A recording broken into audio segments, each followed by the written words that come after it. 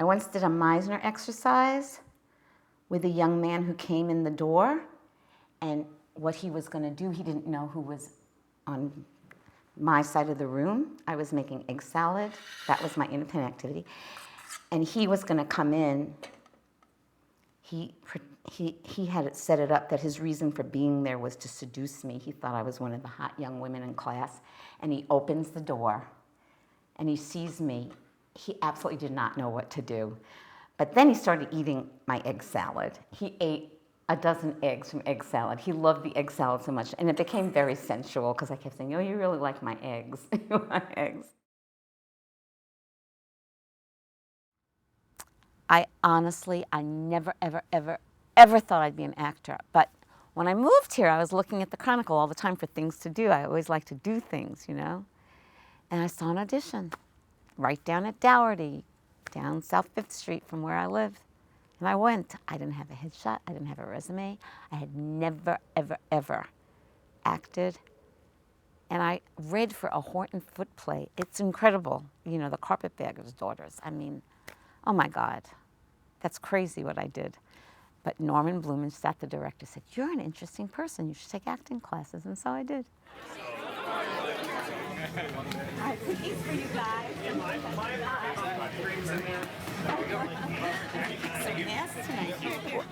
Stand-up is a good thing to rely on if you have a need to perform. Are you ready? Guys, start clapping. Start going crazy. Come on. Start going crazy for Addie Alexander. I was nervous. I don't begin a set by saying, hi, y'all. How you doing tonight? New Yorkers don't give a shit how you're doing. And I always get so much laughter. But it was Parents' Weekend. So I get there, I'm looking around, all of these Texan parents. Oy, oy, oy. I have the F word, but it went.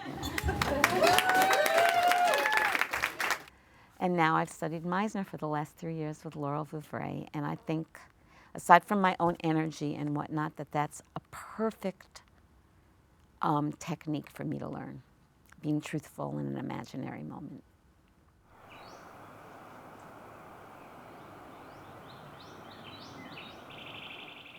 I needed a reason for the Meisner students to be here today, and so what I thought of was the reason for being here is we're assembling after 5 years of not seeing each other. We had all been in class together because one of our colleagues has died.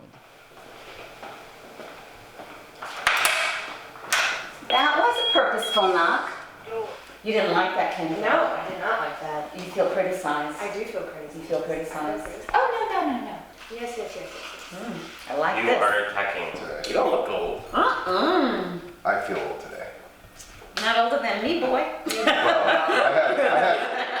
Go sit down and eat, everybody. Thank you. I thought this was incredible. I just got it. And it's all on film. On fucking film! Oh, man. I'm not beautiful like those young women in my class. They're just drop dead gorgeous. So are the young men. I mean, I'm just surrounded by this physical beauty. But then I'm asked to find some character inside of myself. And I have so many more characters and so many more experiences to fall back on, to reach toward. I'm well read about things. By being a social worker, oh my God, I've had to walk in people's shoes, people who were raised in cars, people who were held hostage, people who came to New York holding on to a rubber tube, all kinds of people, 14-year-old mothers, 12-year-old mothers, rape victims who were 11 that got pregnant. I mean, yeah, I know stories that make being older great. I never, ever, ever see my age as something that stops me from being able to do something that I'm interested in. But I'm also very accepting of my age, so that in Body Pump, when they're saying, go up, go up, go up, she's not talking to me, I'm not going up. 10 pounds is good. When I came here, I forgot I had to make friends, and so a lot of women my age really talk a lot about their grandchildren and their children and their health issues, and I'm not a good listener. It's boring. I am a 66-year-old woman. In some ways, I am going to behave like an older person. You know, I don't like hard rock, screaming, you know, crazy shit like that.